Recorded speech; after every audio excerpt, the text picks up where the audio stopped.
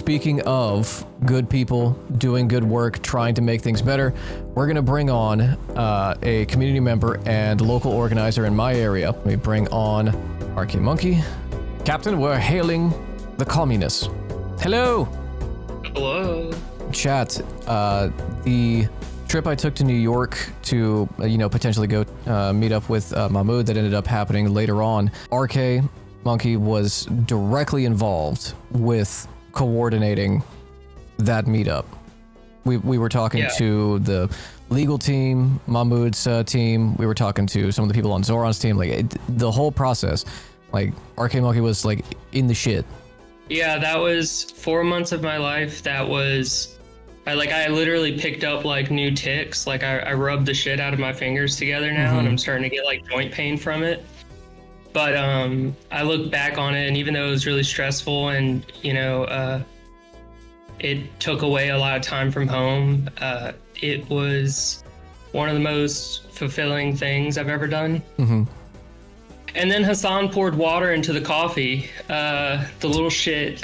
I can't believe that I did all this work and this motherfucker embarrassed me. Wait, what is that in reference to? He poured water into Yemeni coffee. It was the most disturbing thing I saw him do. I was like, you haven't even started the interview yet. And you fucking ruined the coffee in front of him. Okay, I was not aware of this. That's so fucked up. Look, the biggest call out needs to be for the disrespect he showed to the Yemeni people. And for that, I do apologize that I put him on that platform. I still want to go up to New York and meet up with Mahmoud and his team and all that. But God damn it, water in the coffee is crazy. Because when I was in, I was in Chicago and I met up with Rawi and kind of same thing. We went to a local Palestinian cafe and we got that coffee, and too strong for me, definitely too hot, too grainy, but I'm not gonna water it down, right? I'm gonna just I would just take my hits, And it's just all this effort and you betray me like this. So Hassan, I am your number one foe. Finally, we'll hash it out. We'll hash it out one day. But yeah, so that was one of the best things I've ever done in my life. And, the idea was at first, and you were, heavily involved in it, pretty much became a different project once Mahmoud actually got released, which was a surprise even to the team. Mm-hmm. But essentially, at first we were like, well, if we gotta make a Congress member come down and demand access to the facility because it's federal, we'll do that. So we had, I don't want to name any congressional members, but we had contacts, and we were working that angle, and we were having to do media. It was a lot, and I don't want chat to think that anything about it was easy, but I will say it was very worthwhile. Yeah. And that's the kind of thing that you remember for the rest of your life, or Yeah.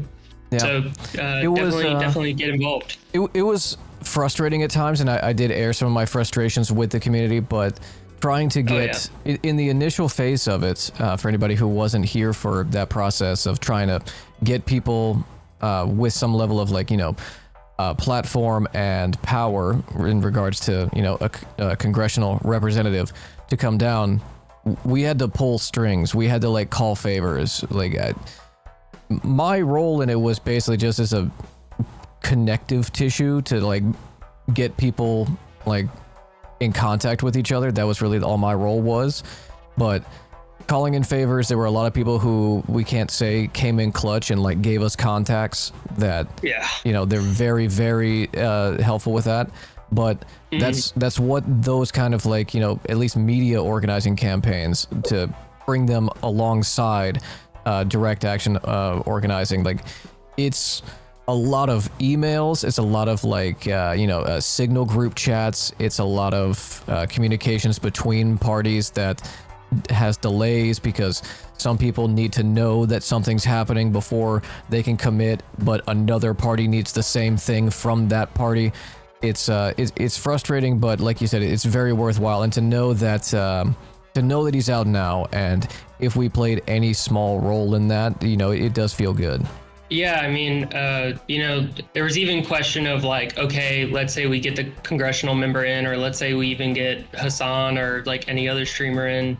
What is the chance that they let media in? And so I was just like scraping through my daily intake of different things going on, and there was a legal battle that happened with an immigrant labor organizer in Colorado, and I forget the name of the interviewer, but she I think she was under an NPR like substation, but she does a lot of work around immigration. She was talking about how she had basically been banned from immigration centers, but when she coordinated her media press request with the lawyers, I mean, she didn't know that the lawyers did this, but the lawyers found out about it and then sent in a legal challenge and basically said, if you don't do this, then we'll add this to the charges that we're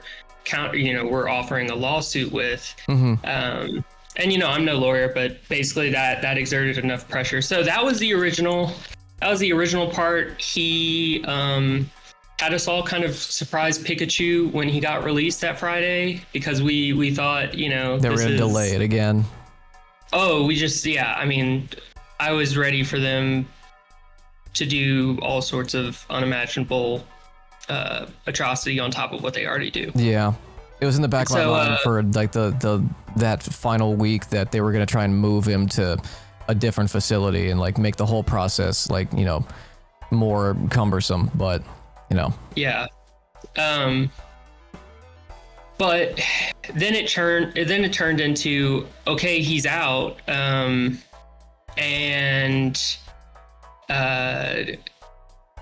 verbal memes, go away, Breadwinger too. I see that. I may have my glasses off, but I see you're calling me a boomer. No. Oh, okay. No.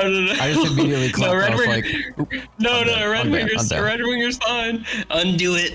Free the chatter. Unbanned. Free the chatters. I was like, if someone's talking shit, it's on site. Free the chatters. Don't let them do this.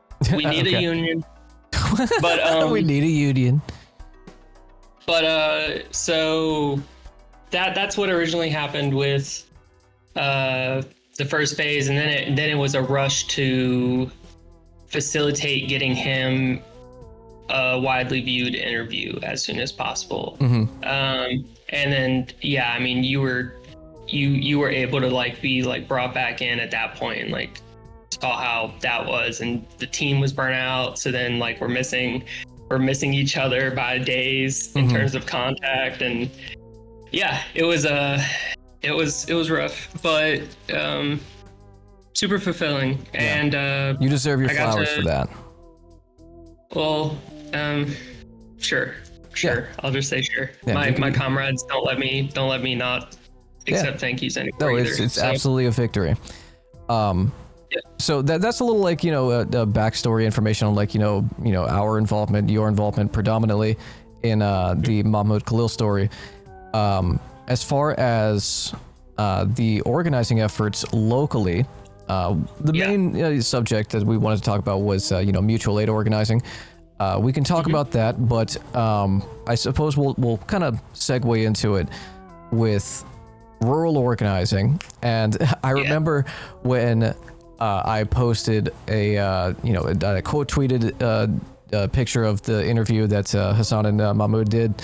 And I said, big shout out to all of the rural organizers that made this possible. And, we're working hard to, fight for Mahmoud locally. And I remember someone said, well, it's not just rural organizers, there were a lot of people in the city. And I'm like, Baton Rouge ain't exactly a city, right? It's more like a big suburb with a bunch of strip malls. But regardless of like the city's skyline of Baton Rouge, it does feel the Chase Tower, I know. the tallest building, tallest building bigger than the Capitol. Yeah, it's it does feel, from my experience of like talking to organizers in, you know, Chicago and LA and New York, it does feel like, even though Baton Rouge is the capital city, it's, you know, more populated, it still feels like rural organizing. And I think a big distinction is travel coordination and funding,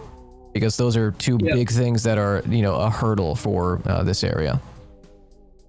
Yeah, I think that we experienced a lot of that whenever groups of autonomous actors were protesting the Jenna facility. You know, to get to Jenna, you have to drive through one of the bigger rural areas.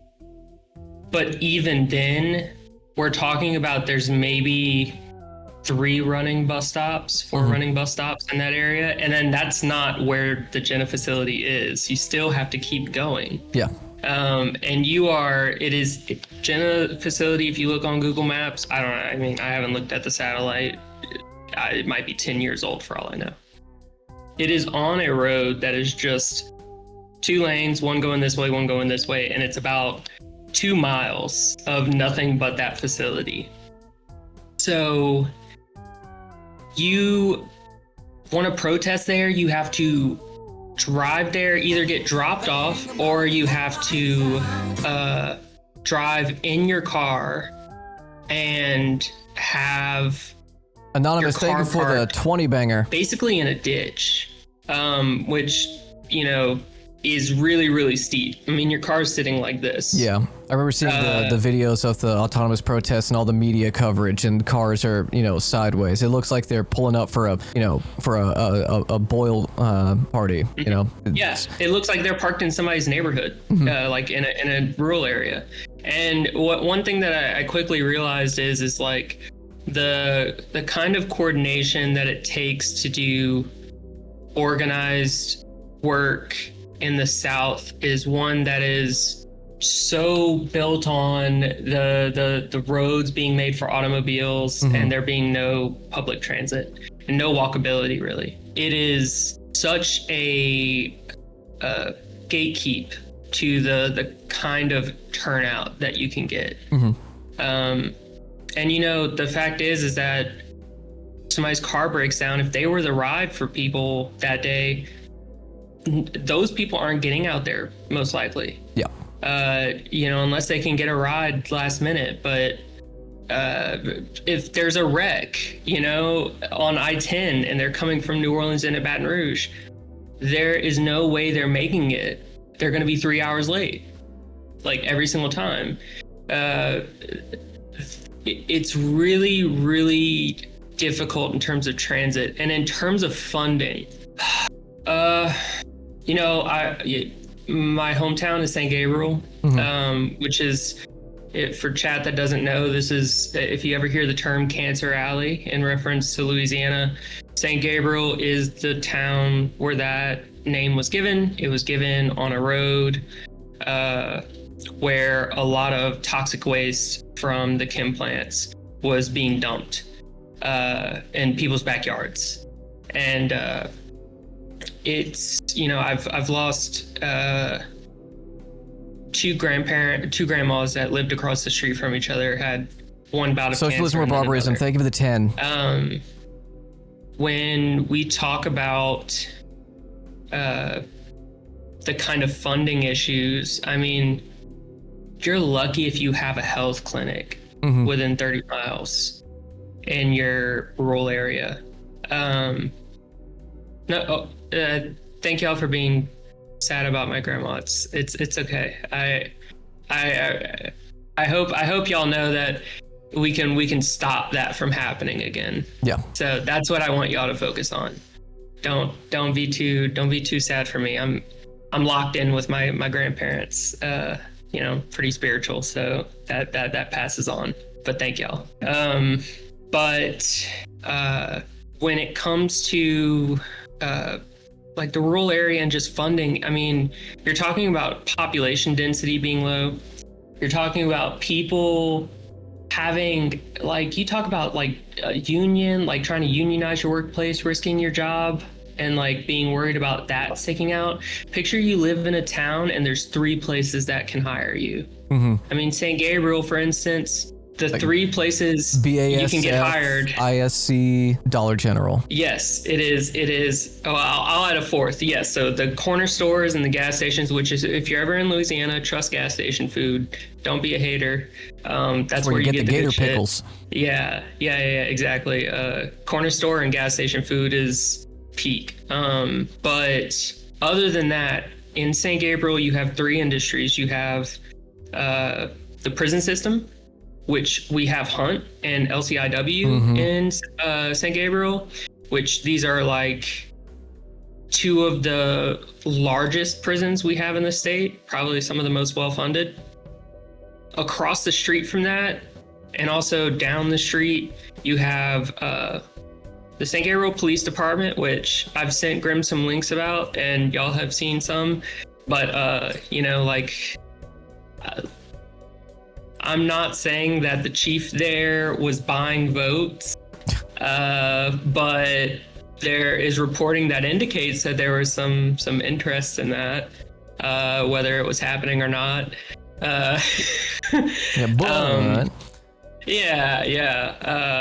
Can I ask you a personal question, since you're mentioning St. Gabriel? Yeah. Was your high school next to a railroad track? Okay, so don't say which one it was. Don't say which one it was. When I went to high school, I moved into your area. Oh, okay. So I didn't end up going there, but my mom went to a school that is now shut down, but was 95% black, and very much was getting hand-me-downs from Plaquemine, which their books were 20 years old when they were getting them. Gotcha. So chatters not from Louisiana don't know that this is often a question that we'll ask each other. Where'd you go to high school? It's not so we know, like, what area you grew up in. It's so we know if we can fight you. That's true. Yeah. I went to just one of the clear. Based on all that, I would lose. Yeah.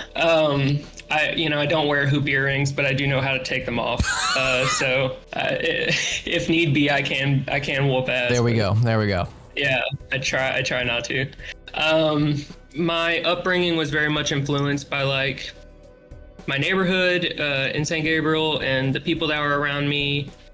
And it is rough being rural in any capacity, and I would say that like we need to expand the definition of rural, because any place that is not linked by public transit kind of automatically gets tagged into that, because 100%. They suffer from a lot of the same issues. So like Baton Rouge is like really, really isolated. Yeah. And if we had public transit, it would be a city that people actually like live in all the parts of. It wouldn't just be like the kind of like, I don't know if Chad has the time to do it, but you can see topographic like images of Baton Rouge, and you can see the segregation. Like you can see pockets of neighborhoods that are just like, if you are poor, or if you are marginalized, especially if you're black or brown, like you're living in these places, and it is literally something you can view from a head over glance. And you'll almost always be able to find these neighborhoods, especially because they either have a refinery or they have a chemical plant right next to them. So, those neighborhoods being right next to downtown, but downtown being empty at night is kind of my point. Like, this is not a city that people live in. It's a city that people commute to, work, and then drive home in the suburbs. And that's kind of indicative of a lot of like the issues that you face whenever you're trying to organize. Like, you are really, really pulling on people that have stretched resources. And so it makes it really difficult. I know that was kind of like a long way of working into it, but rural organizing is really fucking tough. Yeah. Yeah, but it's necessary. I mean, like I said, the reason why they have there was a New York Times or Washington Post piece about Louisiana as the deportation like center are like the center of the deportation scheme. And, you know, I was saying that way back the second that they snatched up Mahmoud, because I was realizing that they were sending people to CCOT from Louisiana. If you don't know, chat, most of the people going to CCOT are people that are being brought to Louisiana and then they get flown out. Yeah, here it is. How Louisiana built Trump's busiest deportation hub. ICE wants to make immigration enforcement as efficient as FedEx or Amazon. Gross. Louisiana is poised for this moment. Yeah. I'll link it to so chat. It's really important that you understand that they have taken for granted the kind of stressors that we face in rural areas. And the last thing they expect is for us to give any pushback. So that makes it all the more impactful whenever they start to experience pressure. Yep. And I can't say much for elsewhere around the country. I don't know. But even in the white communities here in Louisiana, if you start to get socially ostracized because somebody finds out you're doing work that people don't like, your shit is over. Yeah. Like, you will quit that job. People know each other around here. Everybody's like, you know, I went to high school with your mom, you know, I work with your brother. Like, it's, everybody knows each other to a certain extent. So if we start to see a lot more organized, mass mobilized pushes in these systems that they thought they could hide away, it will collapse things. Like, absolutely put it in you know, a death spiral. So I really do advise, you know, if you're already a part of an org that's in the city and you're doing great work, that's great. Let people lean on you. Let other orgs around tell you what they need, and then go to them, say like, hey, here's what we can offer towards those ends, and then start to work with them, because, you know, it's rough. The rural farmlands surround the cities. Yeah. And like I said, you know, there's no them doing the kind of things that they're doing in areas like Jenna elsewhere. There's nowhere else for them to do it. Like, this is the most backwoods you can get. Like, outside of that, it's like something on Route 66 that's like 2 hours between anything. Yeah. This is like if they were to put it off the, like 5 miles off the I-10 or I-12 going across the Panhandle, where it's none but farmland. Yeah. I mean, it's really, they know they can't get away with it anywhere else.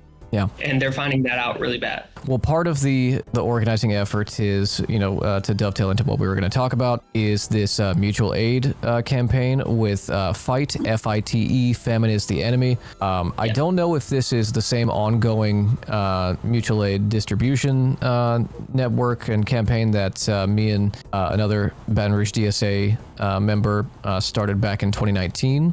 But, you know, go ahead and give us the details of what the current campaign looks like. Yeah, so a little bit of background. You know, I'm in, like I said earlier, the Baton Rouge DSA chapter, and a lot of our comrades, especially in the last 5 years, have basically been operating what once started 10 years ago as a religious-based organization. Then a lot of the people left, and then it was kind of just a collective of volunteers. And it's a food, not bombs kind of vibe. They don't have like the stringent rule about like veganism being the only meal, you know, like only meals you make are vegan, but you know, we try to almost never use pork, because that's one thing that's just, you can't go feed people pork. It's like, even in Louisiana, with as much as we like Boudin, like there's a lot of communities that pork is a no-go. I remember I cooked a big ass batch of red beans and rice for a distribution one day. So like easy stuff to do like that. Red beans and rice is still kind of the staple. Yeah. And what I can say is that, you know, DSA, Baton Rouge DSA recently got officially chartered as a 501c4, which means that like we could sponsor political candidates and donations don't get taxed. However, I just want to, before any chatters, potentially donate. I do want to say that it is not tax deductible. Yeah. So it also allows the org to endorse political candidates. It does, yeah. So if we're ever in a position where we want to endorse a political candidate, we can do that now. But let me get the link real quick. You can go ahead. I'll pull the link. I threw it in our Discord chat, I think. Oh, good. But yeah, so Famine is the Enemy is essentially a program where we give out free meals every Saturday, same time, same place, because we don't want people to show up one week and not see us there. And I don't think a week has been missed in the past 3 years, from what I know. And it feeds anywhere between 75 plates to 100 plates of food every Saturday, which is a large majority of the folks in our area. This is primarily going to houseless folks, but there are people who are just like down on their money too. That's not something people think about often when they think about like food distribution. But that's something to also know is like we have people drive up in their cars. I mean, like you'd be surprised at some of the people that really need some help. And when you offer them a space where they're not judged and you know their name and you know their face, they respond well to that surprise. You'd be surprised how much people appreciate, a hot meal. Yeah, and made with care. I would say like, on the kind of like the fallback meal is always like sandwiches with a slice of cheese and meat, but we try to make a meal every single week beyond that, so red beans and rice usually, but sometimes dirty rice, sometimes like a big mac and cheese dish, it depends. Those meals have for the last 10 years been entirely out of the pockets of the volunteers, and the guy that's been running for the last 5 years Fight is going on a very like romantic escape to another country to be with their lover that's foreign. So they're going to the countryside in Europe and leaving us, and we're all very sad about it. But we want to make sure that it continues being taken care of. So once we got the 501c4 status, we said, we'd like to take Fight officially under BRDSA, so that way we can keep it funded. We can make sure that it's like part of our mission as this chapter to like keep this going. Yep. And just real quick, since I saw the link got put out, yes, make sure you type in, whether it's whatever you donate with, make sure you type in for Fight. So that way it's earmarked and we know specifically that it'll go to the program. 501c4s have a fiduciary legal responsibility to use earmarked funds for that specific thing. So, but right now we're kind of in this big process of taking inventory of our shared tools, trying to figure out a space that we could maybe use as a kitchen. Because our ovens are great, our stoves are great, but when it comes to like bulk cooking, if you don't have a convection oven, you have to add time and shift things around, and it makes it really difficult. We're lucky that one of our members has a storage shed, and we're going to be like making it a whole chapter project to go fix that shed, which is kind of cool. Or like a dry pantry. We're getting like our carpentry lesbian like hours in, like we want to be able to pull up it, and we do have a straight man who is essentially our chapter lesbian, and we love him to death. It's gonna take a Cat 6 to take that thing down. Oh yeah, but like you can hear him coming. It's Carboner and Carabiner and Subaru and the hiking boots and everything. It's really jarring as a lesbian myself. So we're kind of in this process of getting it to to where it can be scaled, right? So we're seeing this as something that, you know, you don't have to be a member of DSA to join and volunteer with us. We wanted to make sure that it keeps its roots. We don't want anybody to feel pressured into joining DSA with it. And we wanted to keep it funded, but we also wanted to be able to, like, if we have 60 people who are volunteering and people like, I want to get to the point where people are fighting to cook that week. Like that's the kind of like energy like I aim for with my chapter. I like really want to like get things to where people are like energized and excited to do things. I don't want to be begging somebody to take on something. I do remember when we were doing the initial like first couple months of it, one thing that we put forward very importantly was like, this is not like a recruiting event. You know, we're not here to like try and like draw people into the org. You know, it's focused on feeding with people. Mahmoud. Yeah, right. With Mahmoud. Yeah. And you know, because of logistic issues, basically, like, just for chat's information, because of logistic issues and timing and how important I felt it was, you know, I kept, just by being a member, I kept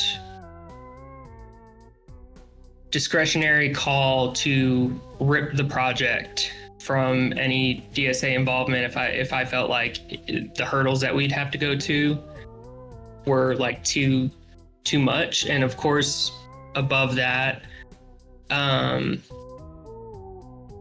think, you know, we made it abundantly clear to Mahmoud's team and Noor, anything they didn't like was an automatic no. So, you know, keep that in mind when you're organizing. Please try to get in contact with the affected members and like really let them have a say in what you're doing if you can. I understand like we mobilize really quickly sometimes, but, you know, don't go putting somebody's name in your mouth if you're going to fuck their shit up. Right. Essentially, like you need to be responsible. Yeah, especially with like smaller orgs. Like these are efforts that have to be nurtured and they have to be like cared for greatly, and if you lose that connection, it could ruin like, you know, future efforts and, you know, completely just dismantle whatever you were working on. Yeah, I mean, it's rough, and, you know, I would say, you know, it's really an unfortunate time that orgs have to be like, even the most like liberal orgs are having to say like, we kind of have no choice in how we move now. You know, like there's no longer a world in which we can take, you know, the process that we've been using and just apply it now, because it's just like, even being a decent human, even though that was already illegal in a lot of ways, now it's like super illegal. Yeah. like just being a decent human. So it's like even the liberal orgs are kind of like running into their stops. So you really need to be careful. You really, really need to check with the affected peoples. And we did not want to do anything for Mahmoud without it being for Mahmoud. Right. You know, that's kind of the whole point. But yeah, so fight, we're getting it to where it can be scaled. We're getting it organized. We're getting it in order. So that way we can have this for a long time and keep it funded and keep it going. You know, I would say probably like $35 would be what we would, we'd be able to pay for like the main dish every week easily with that kind of money. So you can just imagine how far some of the money that you can donate can go. So I appreciate any of that. The site does have the ability to do recurring. So if you want to give to us instead of the food bank, I'm not saying no. But in regards to where we want to take it eventually, like one of the things that we're engaging with a lot more now is working with people whose documentation status are like different in our community. And one of the things that we figured out is like, okay, we're hearing all our neighbors talk about how oftentimes when information is given about ice being spotted, there's no timestamp, there's no date, there's no location. And so what I want y'all to think about this in chat, because this is important for people to know, because I know y'all are well-meaning and you want to do good. If you just post something about an ice spotting and you don't give that information, and then you don't have a follow-up saying, okay, it's cleared out, you make people stay inside all day, or even days at a time with doing that, because now they're scared and they're saying, I don't know if they've left. I don't know if they're still there. I don't know the location. I don't know the time. What you've done is you've locked somebody in their house, and they're not going to go. They're not going to let their kids go to school. It's going to be a whole thing. And so one of the things that we started to consider is, okay, this is a problem that we're hearing. What if we could bring breakfast, maybe once a week, hopefully more once the future goes, but to a community leader in the neighborhood. Have people be able to go to the community leader's home, or have the community leader be able to go pass out that food door to door, especially if ice is around the corner. You're allowing people to have that threshold safety. And so, ultimately, the quicker we can get this sorted out, where we're doing the once a week stationary thing figured out, and a kitchen space and all that kinds of stuff, we're hoping to kind of expand into being able to bring food directly to the affected community, so they don't have to worry if they missed work that week, or if they haven't been able to go to the grocery store because they've been locked inside, or they're worried about ice being out in their neighborhood. These are all material ways that you can do this. I do think one of my comrades was telling me, I think Twin Cities DSA does something similar. I haven't looked into it, but for any chatters in those areas, might be something to look into. And this is worth noting that for chatters who want to connect this to any kind of historical efforts, this is quite literally what you're describing as the Black Panthers Free Breakfast Program. Yeah, there was a neutral ground where they could make the food, store it, where people knew it was a safe place that they could go to.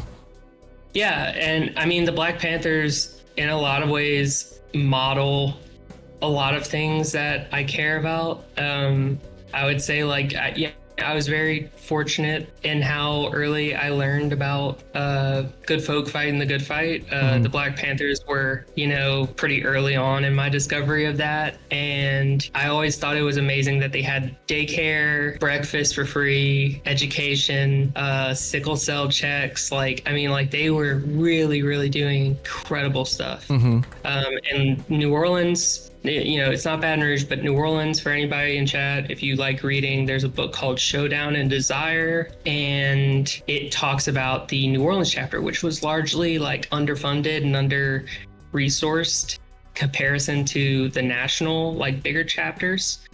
Yet they still did incredible stuff.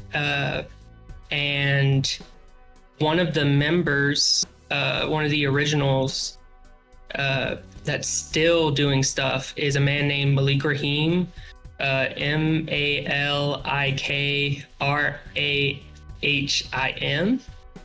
and he still runs a community center. And if you ever want to donate to him, please do. He's an amazing guy. He's a wealth of knowledge. The New Orleans PSL are really close with him, and he's like a personal hero of mine. So yeah, the connection to the breakfast program is really there. I would say the thing that we wanted to emphasize was being able to bring it to the communities, so that way we're limiting exposure. Right? So households and not opening the door is one of the safest places that our neighbors can be right now. Right. Even though a lot of legal bounds are being ignored, that's still something that causes pause in a lot of the Gestapo's mind. Right. So I did add a command, everybody. You could just do command fight, FITE, in the chat. That will bring you to the donation link. Make sure you read the entire message from FASA. Note for fight in your donation so that it gets earmarked for that. I do think for people who want to start something in their area, kind of giving them a guide sheet, because it's not going to be a one-to-one for every area, but a guide to how they could do something similar, because we kind of had a few things already set up for us, because the fight team was already doing something, right? They already had an operation.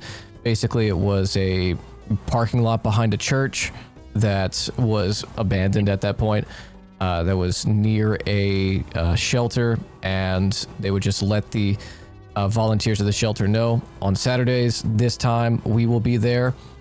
You want to come grab it. If you want to let them come and get their own stuff, that way they can have a chance to, like, you know, feel human and like talk to people, then you know, that's fine too.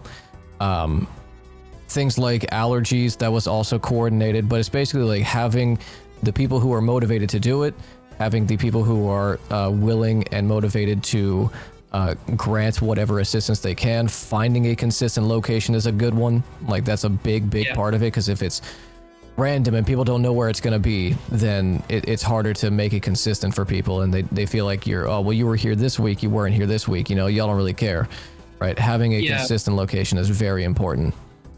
Yeah, I mean, you can't move it once you go somewhere. If people get used to that and they show up, they're gonna think you just abandoned the project. Right. And like expanding is one thing, right? Like expanding to like multiple locations, that's one thing. But like having a good central location, oftentimes that's like near a neighborhood. That way, you know, word of mouth can get out. That's best. Like I said, we were lucky that we had a location. There was issues with the location at one point, but I think the team worked it out. And yeah.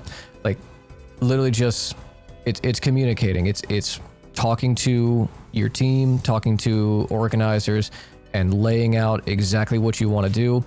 And from there, it's funding, getting the resources, making sure that you have stable resources like the dry pantry. Those were always the big things that we had to keep in mind. It's like, where are we going to go? If somebody has a Costco card, yeah. That's We're still goated. Yeah, like, Sam's Club, Costco members, you are desperately needed. Yeah. So please pull through. Yeah, use the tools of our enemies against them. You know. Yeah. Right now we're discussing to start off the official incorporation, our chapter. We had like $2,100, I think, in our bank account, and our co-chair is always telling people, hey guys, I need projects that I can spend this money on. We're socialists. Right. we need to distribute this money. Right. And we decided that we would, to kick off the kind of incorporation, we were gonna put $500 towards it. And so we're all kind of like kids in the candy shop, like theorizing like what's going to be the best. We found out we can get a Costco pallet of water delivered to one of our like to the shed that our comrade has for like just clean under like 500. I think it's like $498. That's pretty good. Taxes and shipping. Yeah, and they drop it off on a pallet, and I'm talking it's 40 cases of water with 48 bottles in each case. Damn. It's disgusting. Like, we wouldn't have to touch a water bottle in a store for like a whole year probably. Yeah. One thing someone mentioned was donating shelf-stable milk. I would say, like, if you're talking to a network of mutual aid organizers, to like ask them if that's something that they can store, and if it's something that they need, because there are, there's logistics hurdles. So like direct donating stuff is one thing, but like funding is like the main thing. It's definitely funding, and trust me when I say like donations are warranted. I think like if you're doing food distribution, one of the things that you can often do is ask them if they need any clean socks or clean underwear or clean shirts. The most requested thing that we have from folks when they come by is socks.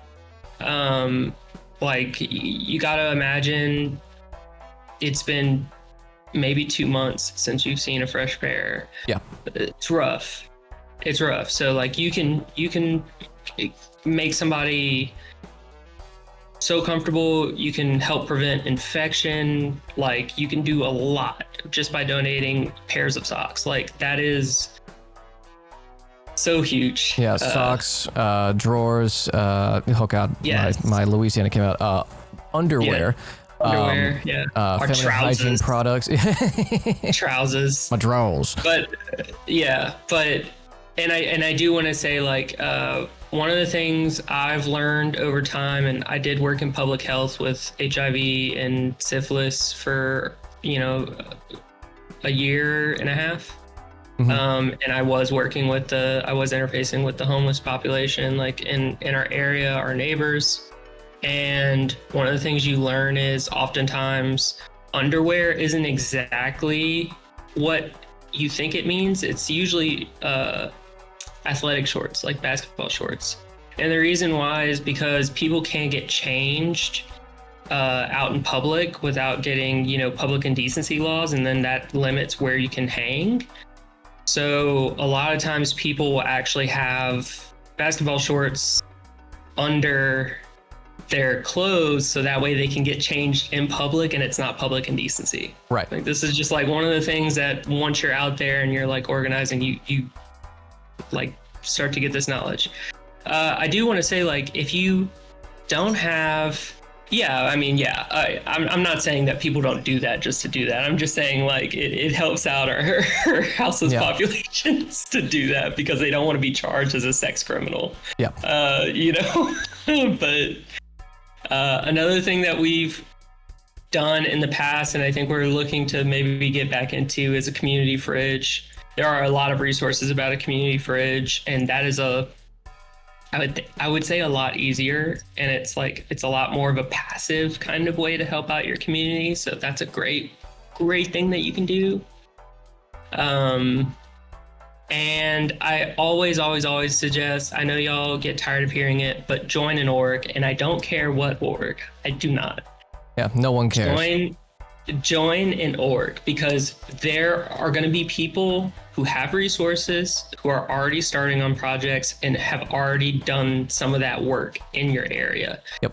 And even if they haven't done the thing that you care about or that you want to push them to do, they have connections, they have tangential, like, information, they have, like, the ability to be able to facilitate that. And I really want to see chatters who are like me not but a year and some ago, who haven't been doing organizing, get out there and do it. Like, it doesn't matter your age, it doesn't matter where you start, and you don't have to take on a leadership role. Having somebody that shows up every weekend, even if you're not the one cooking, but you're the one just, like, putting rice in the bowl and passing it down the line, like, that's a million. Reaching to the soul. Yeah. You are doing something that is beautiful. So, and I will say, like, even if you get angry with them, even if you have arguments, there's few greater bonds than somebody that you consider a comrade. Yeah. Like, somebody that you have there up against you, back to back, and that if shit goes down, y'all are together. Yeah. I've cried multiple times over my org members. I'm very, very lucky with my chapter that I have. That's a great question here. How do you find them typically? Facebook groups or something like that?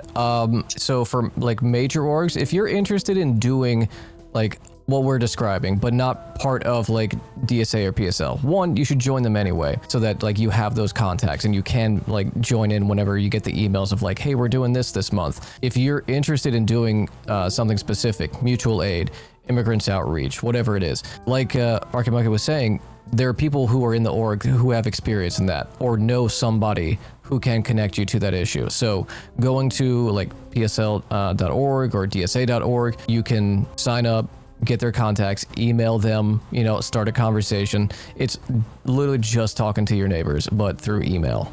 I would also say, like, I went to grad school and I did my anthropological work on social media. So, like, I'm always partial to social media and kind of the digital space. And if you guys see, like, demonstrations and protests and orgs doing work, you might not know their name at first, but if you do about 5 minutes of digging, that action that you thought was so cool, that demonstration you thought was so cool, you can find out the 8 orgs that were involved with that pretty easily. Yep. So start paying attention to that. Like, that really, really gives you a boost. And even if you don't end up joining those orgs, now you have people that are committed to some of the same issues that you are. And you're able to say, once you are in an org or once you are doing the work, I know somebody. That's been like my biggest skill, is that I literally, I know somebody for that has become like an integral part of my organizing. And it's literally just putting 2 people in a room together or getting them to talk one day after work. And the amount of stuff you can accomplish just by doing that, that little thing is so incredible. And I always want to point out to people who are listening, whether you are immunocompromised or disabled chatters and you can't go out to the events, you can't attend in-person meetings. One, like there's always a Zoom meeting like alongside in person. Typically, Yeah, there are absolutely 100% things that you can do that are major helps, whether it's bookkeeping, whether it's communications, whether it's making flyers. If you're a media design is my passion, Andy, there's always something you can do, always. Yeah, we have multiple members that are some of the most involved, are like in these areas of Louisiana that just don't have an official chartered chapter, and they help by doing website design, they help by doing our flyers, they help by doing our social media run. Like there's all these things you can do. And I want to say, I know there's been like times where we like have the larger sections of our orgs, have these arguments about masking and like getting air filters and stuff that we like need to be able to make our places safer. If you have those conversations a lot of times with your org on the local level, you find that they're a lot more lenient, I would say. Especially if they've seen the work that you do and you're like, look, I had a grandma with brain cancer. Like I was upset when people weren't masking around me when we were in 2021. Because I was like, you fuckers, you're gonna kill my grandma. Like she's already dying. Like, why do you want her to be like strapped with pneumonia and dying? Like, fuck. But a lot of the times, and like Anglo is saying, there are like COVID conscious orgs specifically that are really great about this. But I want to say, like, if your org values its members, if it's a good chapter, you can bring up some of these like topics to them, and you would be surprised by how many people are like, oh, well, I'm just a decent human being, I want to do this thing, so you can feel more comfortable, so you can feel involved. Because the one thing that orgs always need is like, yes, more people, but they need that person who's going to spend the extra hour, that week doing this, or the extra, if you're me, a lot more than 1 hour. But they need those people that have that drive, and if you're one of those people, they're going to make the effort for you, no matter what that contribution is. So please, have faith in the people that you're organizing with. Comrades are only comrades when they have your back, and, so like, give them that test, give them that trust. And I think a lot of times you'll be surprised. Yeah. So there was an original plan, like I was telling Chad at the beginning of our conversation, to do an IRL stream. But considering everything we talked about and, other details that, we don't have to go over, we won't be doing the IRL stream, but I will be coming out either tomorrow or next weekend to film in person. We can get the whole process of like, A to B, getting everything together, and then, out to the distribution, and then what it looks like afterwards. And that can go up on, YouTube as like an explainer to people who want to do this in their own area. So be on the lookout for that. chat, if you want to donate and maybe see some of your donations in action in the mutual aid campaign, you can do command FIGHT, FITE. Yep, that's right. Feed the revolution. A revolution runs on its stomach. An army marches on its stomach. In Baton Rouge, it's on red beans and rice. That's right. So. Oh my God, now I'm craving. Might go get some after this. Yeah. No one got my joke earlier when I was showing like the pieces of the Solid Snake costume, that if there was a Louisiana Solid Snake, he would be a Blue Runner Snake. No one got that. Yeah. And I kind of, it's whatever. A very famous red beans company called Blue Runner Beans in our state. Yeah. Everybody put F in the chat if you feel bad for Grim. No. F in the chat for the joke that wasn't appreciated. That's okay. It worked for me. No, Topaz, not an L. No, don't put an L. No. No, F. F in the chat, not L. But yeah, All right, I appreciate you coming on, and these are good explainers to people who want to do it, and oftentimes, there is often a question that comes up, it's like, how do we stop XYZ issue? How do we solve it? And oftentimes in leftist spaces like this one, it feels like a bit contrived to say you have to get involved and organize, right? So taking like 5 minutes, an hour to talk about what that organizing looks like, what getting involved looks like, I think it is due in times like these. Yeah, no, I mean, you guys appreciate the good work that gets done. I've seen that. It feels a million times better to be a part of it. And every little small bit that you do, it matters. And I think we can always do more, but start doing some. Yep. Get your organizing stamina up. Yeah. I hate the expression "be the change you want to see in the world," but the genesis of it is correct. Yeah. And I just want to say, like, from the organizing I've done, especially with the communities around my neighbors that are like differently documented, I cannot say just how much change comes from you just being present at conversations that they invite you to. The people don't see the content that we see every single day, and they need to see that there are people with they need to see that there are white bodies that care about them. They need to see that there are people outside of their specific circumstances that care about them, because they are so isolated right now. It is terrifying. Yeah. So please get out there, find a way that you can do some good for the people around you. You don't understand just how much of an impact you have whenever you do stuff like that. And that's not to be, white savior. I'm just saying, they legitimately, a lot of communities are surprised they even see a white person in the room with them that has taken the time to listen to them and what they need. That is a surprising thing, and that's something we should change.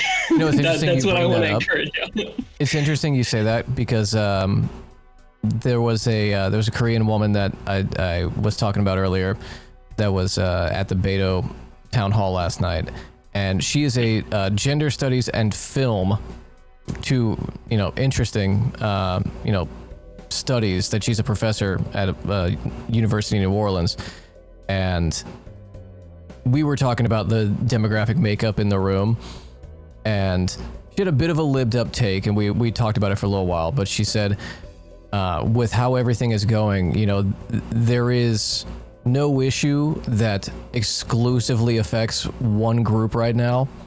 Everything is affecting all of us, as it always has, but it's very stark right now.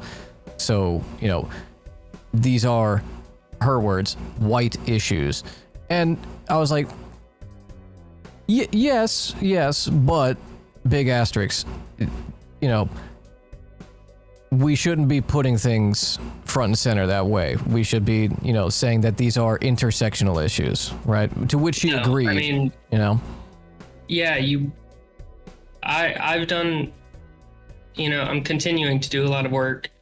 But I, during and we can go back to my grad school. We could go all the way back to growing up in St. Gabriel, but like, I care about environmental racism because I was affected by environmental racism, and it gave me a particular mindset that when I say, like, I want to solve environmental racism, I never even have to mention the fact that it affects white folk. Yeah. I want to solve it because I've seen the devastation from these chem plants in my own life, and I don't want that to happen to anybody, period. Right. Ever again. Like that needs to end yesterday.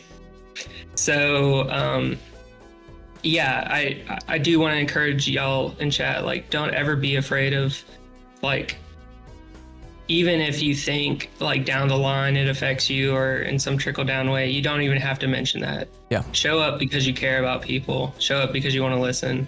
Show up because you want to learn. And that does a lot for the way that you'll be viewed and move in the world. Hell yeah. Well, thank you so much for coming on, everyone. This is RKMonkey. You often see her in the chat, so show some love. And again, if you would like to help out with the mutual aid campaign that she is a part of, you can do Command Fight. Just make sure if you donate, when you donate, that you note for Fight in the donation note so it can be specifically allocated for that. And, you know, get involved, be a part of it. Yeah, do some shit. It feels good. Yeah, it'd be cool if we had multiple Fight branches like across the country that we're all like coordinating. That'd be great. I'm just saying. Just saying. Yeah. I'm just saying. All right. We are working on making a little recipe book. So it's, you know, not for sale either. You know, oh my god. So. Oh, can I model for the cookbook? Just have you carrying the most giant pot. I'll be Betty Crocker. I don't care. There was like 18. There was a whole video about this. There was no one Betty Crocker. There was like 18 different women that were all secretaries. That I were could Betty be 18 Crocker. different women. Okay. Yeah, me too. I could also be 18 different. Oh my god, that's funny. Yeah. All right, I will let you go. Thank you so much for coming on, and hearts in chat for RKMonkey, community member, activist, organizer, legend. It is so important that when we tell people, you know, organize, get involved, be active, that we like give them the tools.